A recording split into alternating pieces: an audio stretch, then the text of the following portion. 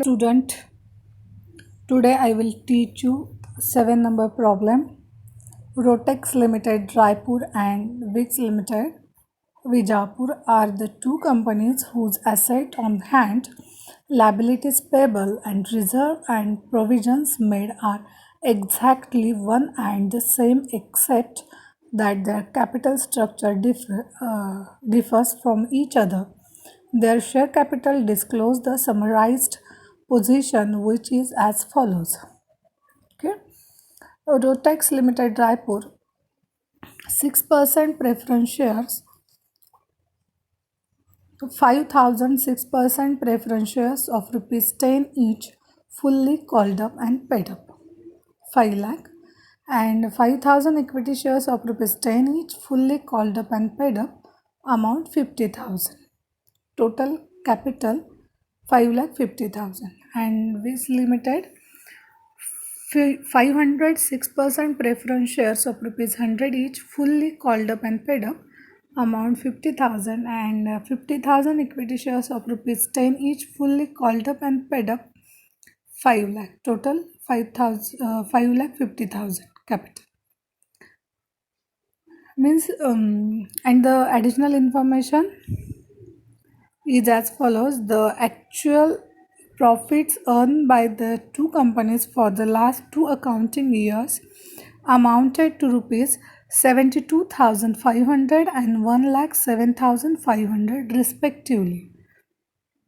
The normal rate of return in respect of equity shares in the industry in which these companies are engaged is 10%, and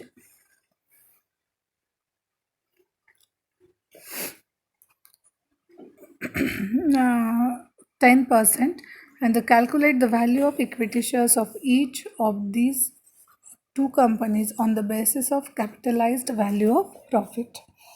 यहाँ पे देखो to companies हैं, उनका capital structure अलग है, मतलब total capital same ही है लेकिन कैपिटल स्ट्रक्चर मतलब प्रेफरेंस शेयर कैपिटल रोटेक्स का 5 लाख है एंड विक्स का 50,000 है, and equity share capital Rotex का 50,000 है एंड विक्स का 5 लाख है. इतना ही डिफरेंस है. ओके. एंड उनका एक्चुअल प्रॉफिट जो है वो 72,500 एंड 1,07,500 टोटल प्रॉफिट है टू अकाउंटिंग ईयर्स का. Okay. And normal rate of return जो है in respect of equity share in the industry जो है वो है 10%. ओके. और हमें क्या करना है, basis of capitalised value of profit calculate करना है और इक्विटी शेयर की वैल्यू निकालनी है. ओके. मतलब लास्ट 6 प्रॉब्लम तक हमने क्या देखा था, प्रॉपर बैलेंस शीट दी है हमें, उसमें लायबिलिटीज़ है, एसेट है और बाकी इन्फॉर्मेशन है, लेकिन यहाँ पे उन्होंने पैरा फॉर्म में हमें इन्फॉर्मेशन दी है. इससे कोई फ़र्क नहीं पड़ेगा, लेकिन आपको पता चलना चाहिए कि इस टाइप के भी प्रॉब्लम्स आ सकते एग्ज़ाम में. ओके. तो इसका solution, calculation of statement showing value of equity shares. यहाँ पे बुक में उन्होंने एक साथ चार्ट बना के हमें एक्सप्लेन किया है, लेकिन आप जब आप नोटबुक में सॉल्व करोगे that time first Apollo Rotex का करोगे और देन दूसरी कंपनी का करोगे. ओके. तो फर्स्ट ऑफ ऑल मैं रोटेक्स का लेती हूँ. एवरेज प्रॉफिट हमें पता है कितना है, लास्ट 2 ईयर्स अकाउंटिंग ईयर. यहाँ पे हमें दोनों कंपनी का एक साथ दिया है. ओके. 72,500 है एंड रोटेक्स का, एंड इसका विक्स का 1,07,500 है. तो टोटल एवरेज प्रॉफिट कितना हो गया, 1,80,000. टोटल एवरेज प्रॉफिट कितना हो गया, 1,80,000. ओके. तो अब हम एवरेज प्रॉफिट कैसे निकालते हैं, टोटल प्रॉफिट जो है हमारा वो डिवाइडेड बाय जितने ईयर्स का बताया है वो. अब यहाँ पे क्या है, दो कंपनीज है, दोनों का हमें प्रॉफिट पता है और कितने ईयर्स का है वो, लास्ट 2 ईयर्स का है. तो हम क्या करेंगे, 72,500 72,500 प्लस 1,700 500 टोटल हो गए 1,80,000। ओके, 1,80,000 को हम क्या करेंगे, डिवाइडेड बाय 2 कर देंगे तो 90,000 एक को और 90,000 दूसरी कंपनी को मिल जाएंगे। ओके, इससे हम क्या करेंगे, अब जो प्रेफरेंस डिविडेंड है, अब यहाँ पे प्रेफरेंस डिविडेंड कैसे है, दिया है क्या, हमें स्पेसिफिक नहीं दिया है, दिया है क्या, नहीं। तो हम क्या करेंगे, जो हमारे प्रेफरेंस शेयर होल्डर्स है उससे पता चलता है हमें कि प्रेफरेंस डिविडेंड कितना परसेंट है, मतलब कितने परसेंट के प्रेफरेंस शेयर्स डिविडेंड है उतना उनको डिविडेंड देना है। ओके, तो जो आर लिमिटेड में, वो शॉर्ट फॉर्म बताती हूँ, आर और पी, रोटेक्स लिमिटेड जो है उसका 6% जो प्रेफरेंस शेयर है उसका 6% डिविडेंड है, और अमाउंट जो है वो है 5 लाख, मतलब 5,000 के 6% प्रेफरेंस शेयर्स है, पर शेयर 100 रुपीज़ है, मतलब टोटल शेयर जो है 5 लाख के हैं। तो कितने परसेंट है, 6% डिविडेंड देना है। तो हम कैसे कैलकुलेट करेंगे, यहाँ पे जो आपको 30,000 दिखाई दे रहे हैं, 5 लाख के ऊपर 6% कैलकुलेट किया है। कैसे किया है, listen carefully, 5 lakh into 6/100, 5 lakh into 6/100 is equal to 30,000। Okay, वैसे ही दूसरे कंपनी का निकालेंगे हम, उनका कितनी अमाउंट थी, 50,000 थी, और 6% ही उनके भी प्रेफरेंस शेयर्स थे, तो 50,000 इंटू 6/100, तो विक्स लिमिटेड का जो प्रेफरेंस डिविडेंड है वो हो गया 3,000। ओके, आप क्या करो, जब आप प्रॉब्लम सॉल्व करोगे दैट टाइम आप करो less preference dividend at the rate 6% per annum. दिखाई दे रहा है आपको, एक सेकंड, अब दिखाई दे रहा होगा, मैं थोड़ी स्क्रीन बड़ी करती हूँ। Less preference dividend at the rate 6% per annum लिखा आपने, उसके बाद आप लिखो रोटेक्स लिमिटेड, और वहाँ पे लिखो 5 lakh into 6/100 is equal to 30,000, and Vicks Limited 50,000 into 6/100 is equal to 3,000, मतलब जो प्रेफरेंस डिविडेंड है आप लोगों का वो हो गया 30,000 एंड 3,000। ओके, अब हम क्या करेंगे, जब हमें मेंटेनेबल प्रॉफिट निकालना होता है, जब हमें मेंटेनेबल प्रॉफिट निकालना होता है दैट टाइम हम क्या करते हैं, एवरेज प्रॉफिट जो है उसमें से प्रेफरेंस शेयर से प्रेफरेंस डिविडेंड जो है वो लेस कर देते हैं। ओके, और उसके बाद जो आता है वो होता है मेंटेनेबल प्रॉफिट, उसके बाद जो आता है वो क्या है, मेंटेनेबल प्रॉफिट। तो हमारे यहाँ इस प्रॉब्लम में क्या है,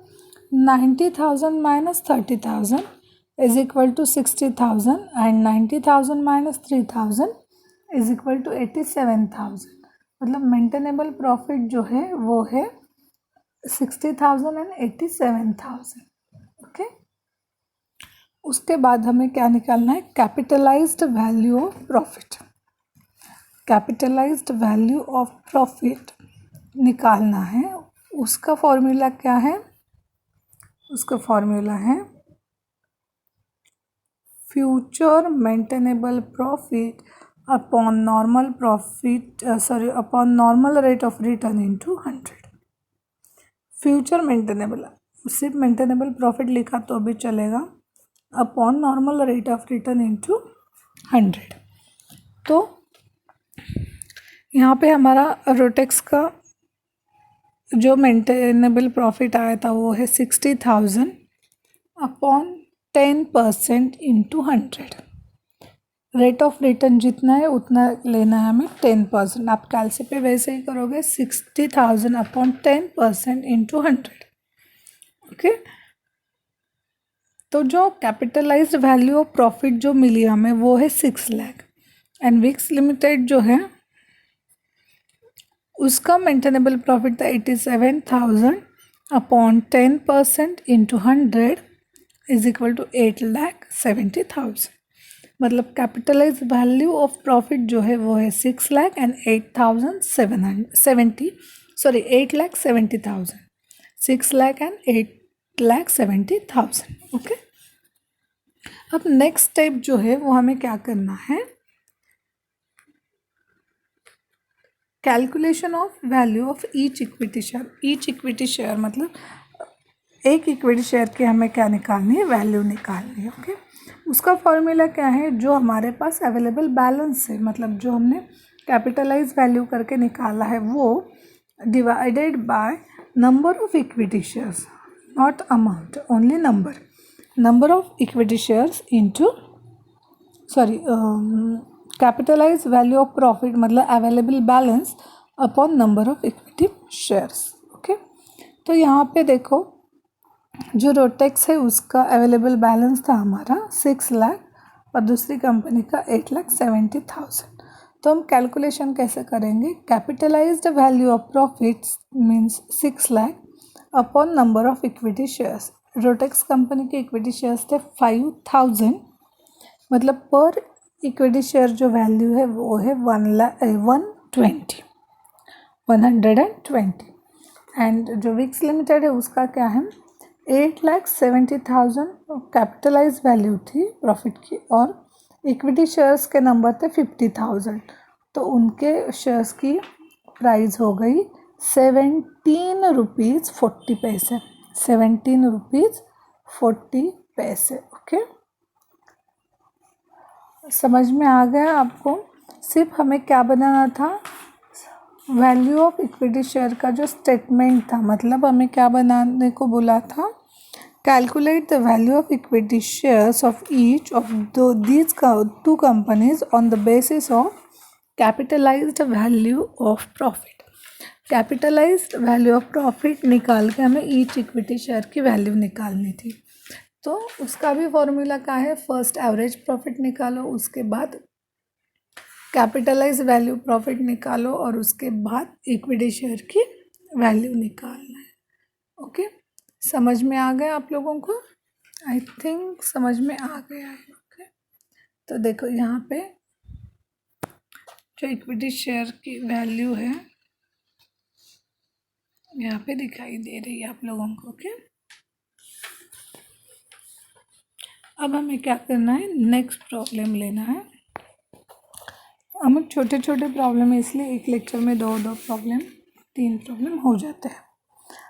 अब जो 8 नंबर हमारा कितने हो गए, 7 प्रॉब्लम हो गए, अब 8 नंबर स्टार्ट हो गए। On 31st December 2019 the balance sheet of Dolphin Limited Delhi disclose the financial position as follows. Screen पे जो लास्ट जो बैलेंस शीट दिखाई दे रही है 8 नंबर का प्रॉब्लम है वो मैं रीड कर रही हूँ, आप लोग लिसन करो और स्क्रीन पे देखो। Liability side, issued and subscribed capital 40,000 equity shares of ₹10 each, fully paid amount 4 lakh, reserve 2,02,000, profit and loss 1,08,000, 7% debentures 1 lakh, then trade creditors 90,000, bills payable 50,000 okay, and goodwill asset side, goodwill 42,000, business premises 2,70,000, machinery 2,20,000, furniture and fixtures 18,000, trade debtors 2,75,000, then bracket में दिया है all considered to be good, मतलब no bad debts here, all considered to be good means no bad debts here. Stock in trade 1,05,000, cash in hand 20,000, balance sheet total 9,50,000, balance sheet total 9,50,000 okay. Then additional information. The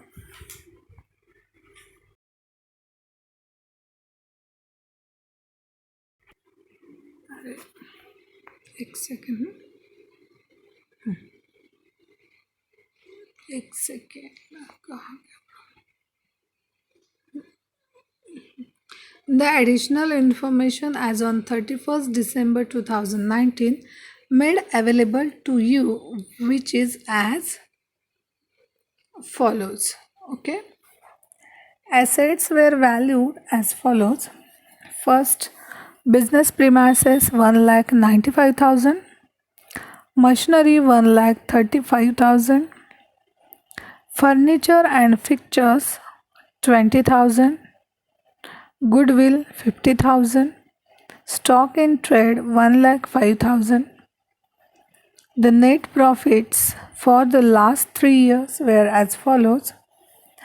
2017 में profit था 1,30,000, 18 में था 1,21,000, 19 में था 1,26,000, of which 20% were transferred to reserve, this proportion being considered reasonable in the industry in which the company is engaged and where a fair return on investment may be taken at 20%. You are required to calculate the valuation of each equity share separately, ignoring taxation as per net asset method, yield basis method and fair value method. ये जो problem है ये हमें एक ही problem 3 type से calculate करना है, मतलब सॉल्व करना है.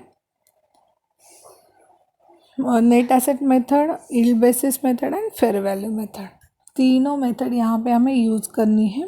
उसके बाद यहाँ पे हमें क्या क्या बताया है, एडिशनल इंफॉर्मेशन में एसेट जो वैल्यू की है रीवैल्यू वो बताई है. उसके बाद 3 इयर्स का नेट प्रॉफिट बोला है, मतलब एवरेज प्रॉफिट जब हम निकालेंगे दैट टाइम हम 3 इयर्स का प्रॉफिट 3 इयर्स के प्रॉफिट की एडिशन कर देंगे और उसे 3 से डिवाइड कर देंगे. ओके, उसके बाद 20% जो है वो रिजर्व को ट्रांसफ़र करने हैं. देन जो रिटर्न ऑन इन्वेस्टमेंट में भी टेकन एट 20%, मतलब रेट ऑफ रिटर्न जो है वो है 20%. अब यहाँ पे देखो सेंटेंस कैसा है. This proportion being considered reasonable in the industry in which the company is engaged and where a fair return on investment may be taken at 20%. मतलब यहाँ पे कहाँ पे भी रेट ऑफ रिटर्न करके नहीं बोला है, फेयर रिटर्न ऑन इन्वेस्टमेंट बोला है, मतलब रेट ऑफ रिटर्न है. ये मीनिंग आप समझ लो. Fair return on investment means rate of return, वो भी 20% ही है. ओके, अब हमें क्या करना है, ये देखो ये जो है फेयर रिटर्न ऑन इन्वेस्टमेंट, इसे बोलते हैं रेट ऑफ रिटर्न. ओके, अब हमें क्या करना है, net asset method first use करनी है. सबसे सिंपल मेथड है नेट एसेट मेथड.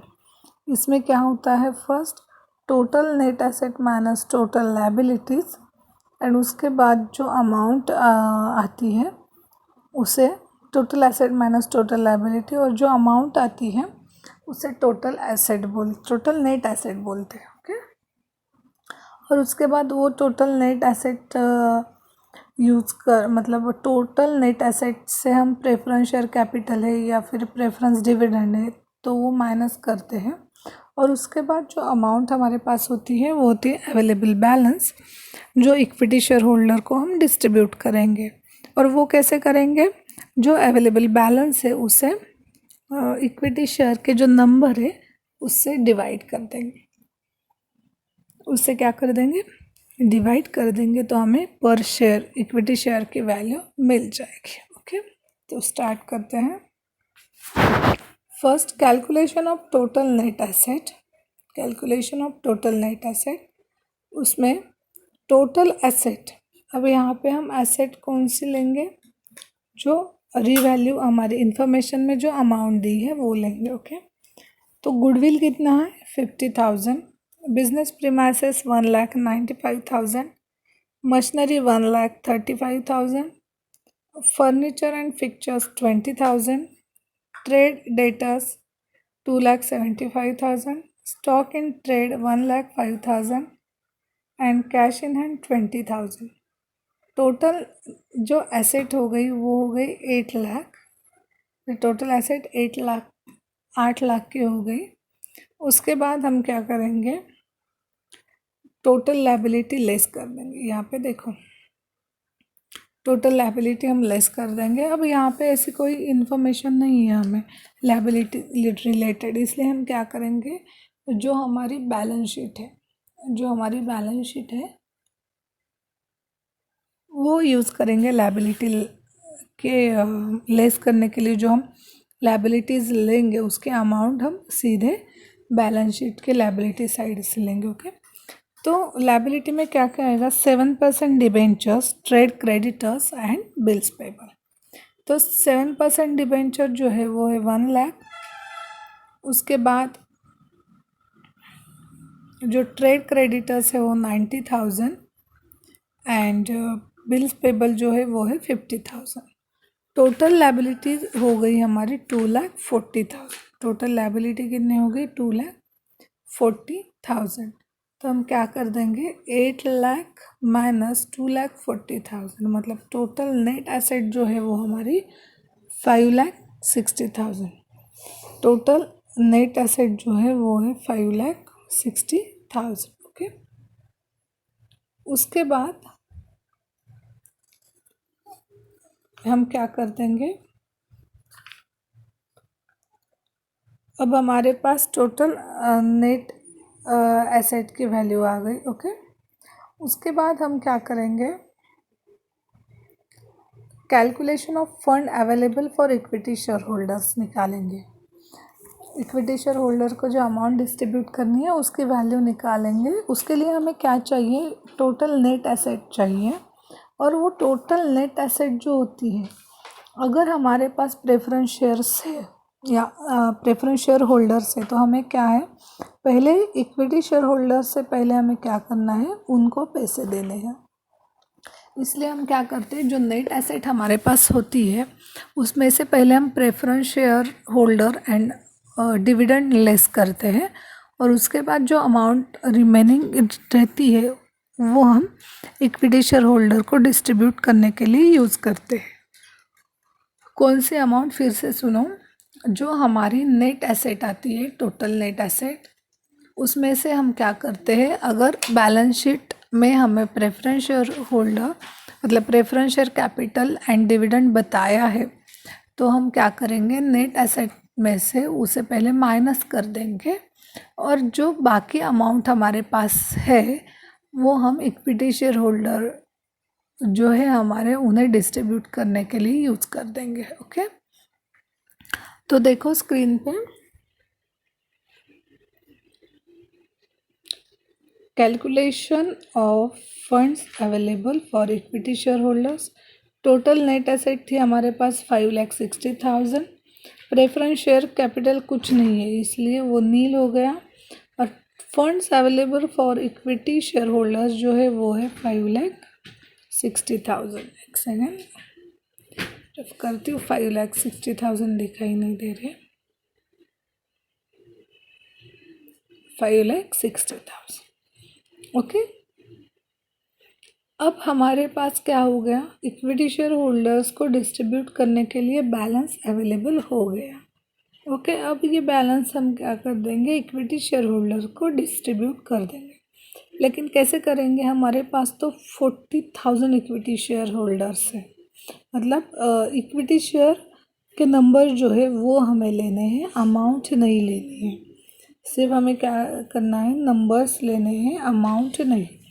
तो कैलकुलेशन मतलब calculation of intrinsic value of each equity share, जो नेट एसेट मेथड है उसे इंस्ट्रिक वैल्यू मतलब हम क्या लिख देंगे वहाँ पे, calculation of intrinsic value of each equity share is equal to available fund for equity share holders upon number of equity shares. क्या लिखेंगे? Available fund for equity share holders upon number of equity shares. Okay, तो अब यहाँ पे देखो 5,60,000 divided by 40,000 equity shares, divided by 40,000 equity shares, मतलब per equity share value जो है वो है 14 रुपीज़। जो वैल्यू है पर इक्विटी शेयर वो है 14 रुपीज़। ओके,